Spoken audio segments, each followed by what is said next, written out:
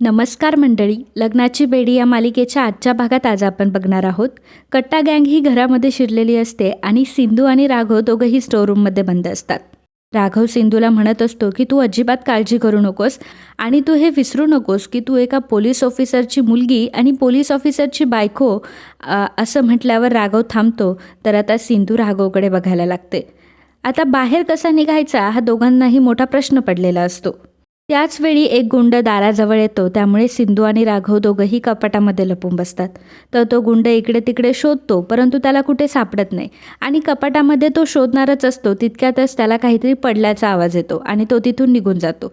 परंतु जाताना त्याने पुन्हा दरवाजा बंद केलेला असतो, त्यामुळे बाहेर कसा जायचा पुन्हा एकदा राघव आणि सिंधूला मोठा प्रश्न पडतो. तर सिंधूला तिथे एक तार पडलेली दिसते. सिंधू म्हणते की आपण एक काम करूयात, ह्या तारेने दरवाजा उघडण्याचा प्रयत्न करूयात. तर राघव म्हणतो की अरे वा, जिनियस. तर आता राघव त्या तारेच्या साह्याने दाराची कडी उघडण्याचा प्रयत्न करत असतो. तर इकडे कट्टा गँगने मात्र सर्वांचे हात बाहेर बांधून ठेवलेले असतात आणि त्यांच्या तोंडात बोळा देखील कोंबलेला असतो. सर्वांचे फोन देखील त्याने काढून घेतलेले असतात. त्यातला एक गुंड हा राजश्रीला विचारत असतो की तुझा फोन कुठे आहे. राजश्रीच्या तोंडात बोळा असल्यामुळे तिला बोलता येत नाही. तर तो जेव्हा तोंडातला बोळा काढतो तेव्हा राजश्री मोठमोठ्याने वाचवा वाचवा अशी ओरडायला लागते.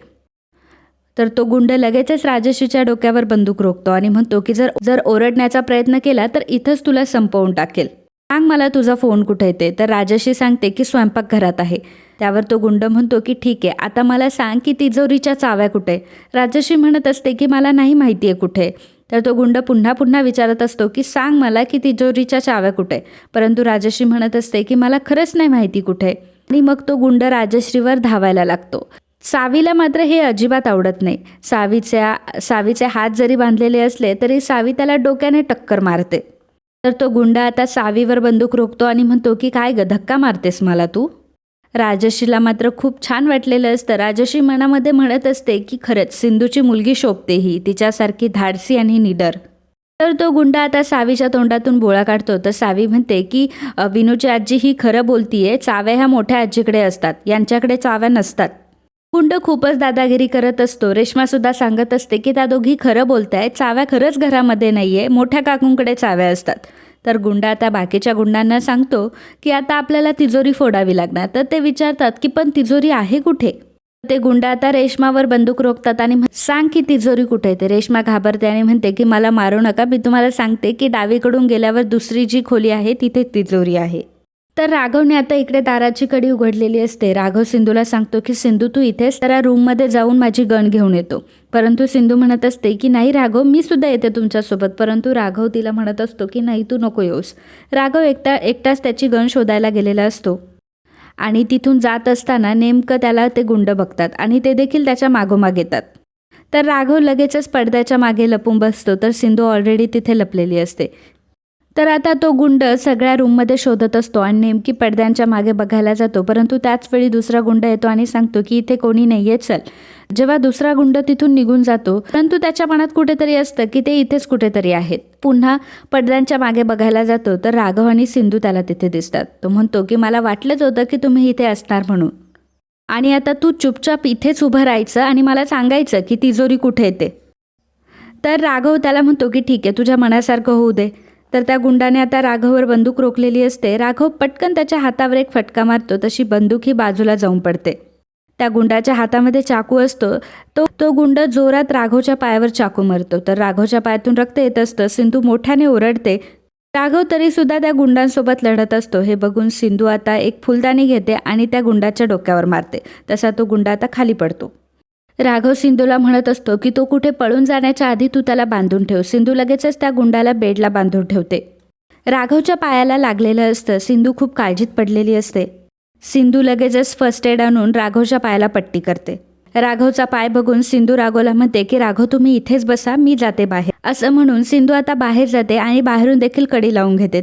त्यामुळे राघवला बाहेर काही येता येत नाही. राघव सिंधूला म्हणत असतो की सिंधू दार उघड. सिंधू म्हणत असते की नाही राघव, तुमच्या पायाला खूप लागले आणि अशा परिस्थितीमध्ये जर तुम्ही त्यांच्याशी लढाई केली तर तुम्हाला अजून दुखेल आणि तुम्हाला त्रास झालेला मला अजिबात सहन होणार नाही. पण सिंधू राघवचं काहीही ऐकत नाही आणि तिथून निघून जाते. राघव तिला सांगण्याचा प्रयत्न करत असतो की सिंधू, तुला जर काही झालं तर मला सहन होणार नाही. तर आता गुंडांना काही तिजोरी सापडलेली नसते. ते पुन्हा त्या मेन गुंडाकडे येतात आणि म्हणतात की तिजोरी आम्हाला काही सापडली नाही. त्यामुळे तो त्यांना सांगतो की तुम्ही यांचे हात खोला आणि तोंडातले बोळे देखील काढा. सर्वांना त्याने मोकळं केलेलं असतं आणि ते आता राजश्री आणि रेश्माला म्हणत असतात की पटकन तुमच्या अंगावरचं जेवढं सोनं आहे तेवढं काढून द्या. रेश्मा तिचं सगळं सोनं काढून देते, परंतु राजश्री तिचं मंगळसूत्र काढायला तयार नसते. परंतु ते गुंड आता तिला खूप धमकावतात, त्यामुळे राजश्रीला आता मंगळसूत्रही काढावं लागतं. सिंधू मुद्दामच टेबलवरची एक गोष्ट खाली पाडते, जेणेकरून त्या गुंडांचं लक्ष तिच्याकडे वेधलं जावं आणि स्वतःला खोलीमध्ये पुन्हा बंद करून घेते. तर तो जो मेन गुंड असतो तो म्हणतो की ह्या घरात नक्की चाललंय काय, हे तोंड उघडत नाहीये आणि तो जो आपला चिरकुट आहे तो सुद्धा गायब आहे. तर आता अन्वीला समजतं की ह्याचा चिरकुट गायब आहे म्हणजेच नक्की इथे सिम्मा आली आहे आणि ती सावीला तसं खुणावते देखील.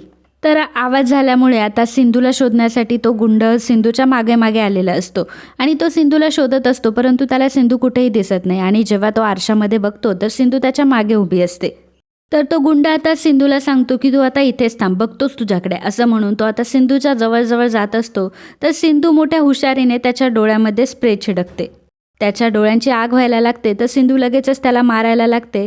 जोरजोरात त्याचं डोकं हे बेडवर आदळत असते आणि जेव्हा तो खाली पडतो तेव्हा सिंधू त्याला बेडला बांधून ठेवते आणि तो गुंड देखील आता बेशुद्ध झालेला असतो. किती गुंड आहेत याचा मला अंदाज घ्यायला हवा. कदाचित सर्वजण आता हॉलमध्येच आणि आता मला जे काही करायचं आहे ते सावधगिरीने करायला हवं, कारण या प्रत्येकाकडे देशी कट्टे आहेत म्हटल्यावर सिंधू आता घरातल्यांना वाचवण्याची जबाबदारी तुझी आहे. त्यामुळे सिंधू आता बंदूक हातामध्ये घेते. तर दुसरा गुंड आता बाहेर आलेला असतो आणि तो सांगत असतो की ह्या सिंधूने माझ्या डोळ्यामध्ये स्प्रे मारला आणि माझे हातपायसुद्धा बांधून ठेवले. गुंडाने आता विनूला पकडलेलं असतं आणि विनूच्या डोक्यावर बंदूक ठेवून तो म्हणत असतो की आता बघ काय करतो मी ह्याच्यासोबत. कोणीही त्या गुंडावर बंदूक रोखलेली असते आणि तो म्हणत असतो की सोड विनूला, नाहीतर मी आता तुला सोडणार नाही. तर तो गुंड राघवला म्हणत असतो की तू तुझी गन खाली कर, नाहीतर मी याला ठोकेल.